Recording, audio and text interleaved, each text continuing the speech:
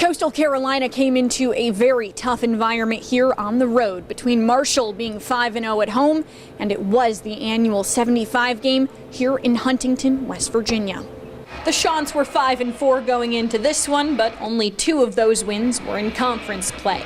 The Herd, on the other hand, was 4-1 in the Sun Belt and tied for first in the East.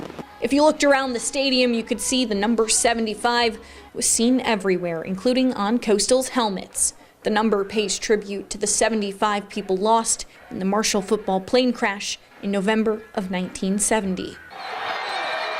First quarter and Coastal gets the start they were looking for. Ethan Vasco hands it off to Braden Bennett, and it's Chants up 7-0. Coastal defense manages to get a stop, and they force the Herd to kick. So the first quarter ends with the Chants up 7-3, but things go downhill in the second quarter. Marshall scores with a 14-yard pass to Chuck Montgomery in the end zone, and now they've got the lead 10-7.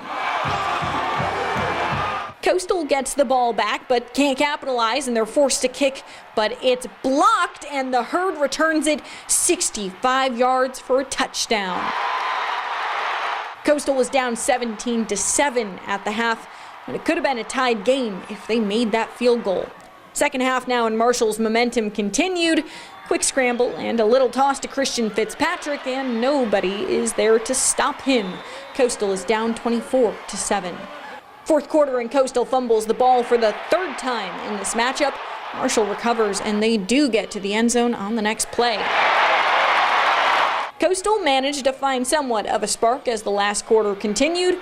47-yard pass from Vasco to Jamison Tucker, and they're in the end zone. Now they're only down 31-17. Liam Gray recovers his own onside kick, and that brought some hope to the Chants, but they can't get into the end zone, and it's a turnover on downs. Coastal gets one more chance to score, but Marshall's defense blocks their hopes. Coastal Carolina falls 31-19 at Marshall. Head coach Tim Beck said at the end of the day, they didn't do what they needed to. This is very disappointing.